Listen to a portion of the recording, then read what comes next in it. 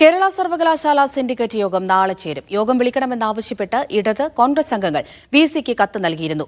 രജിസ്ട്രാറുടെ suspension നടപടി ചർച്ച ചെയ്യണമെന്നാണ് കത്തിലെ ആവശ്യം. അതിനിടെ കോടതിയിൽ സത്യവാങ്മൂലം സമർപ്പിക്കുന്നതിനായി സീനിയർ അഭിഭാഷകനെ ചുമതലപ്പെടുത്തി വിസി സീസ തോമസ് ഉത്തരവിട്ടു. സിൻഡിക്കേറ്റ് യോഗം ഉടൻ ചേരണമെന്നാവശ്യപ്പെട്ട് 16 ഇടതംഗങ്ങൾ ഒപ്പിട്ട കത്താണ് താൽക്കാലിക വിസി സിസ തോമസിന് നേരിട്ട് നൽകിയത്. പിന്നാലെയാണ് നാളെ 10:30 യോഗം വിളിച്ചത്. രജിസ്ട്രാറെ സസ്പെൻഡ് ചെയ്ത നടപടിയിൽ ഹൈക്കോടതിക്ക് നൽകുന്ന വിശദീകരണം സിൻഡിക്കേറ്റ് യോഗത്തിൽ തീരുമാനിക്കണമെന്ന് ഇടതംഗങ്ങൾ വിസിയോട് ആവശ്യപ്പെട്ടിട്ടുണ്ട്. സിൻഡിക്കേറ്റിന്റെ അധികാരം കവർന്നെടുത്തുകൊണ്ടാണ് നിയമവിരുദ്ധമായി നിലവിലുണ്ടായിരുന്ന രജിസ്ട്രാറെ സസ്പെൻഡ് ചെയ്തിരിക്കുന്നത്.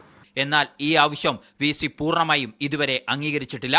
കോടതിയിൽ നൽകേണ്ട സ്റ്റേറ്റ്മെന്റ് ഓഫ് ഫാക്ട്സ് എന്തായിരിക്കണമെന്ന് വിസി തീരുമാനിക്കുമെന്നാണ് സിസ തോമസിന്റെ നിലപാട്.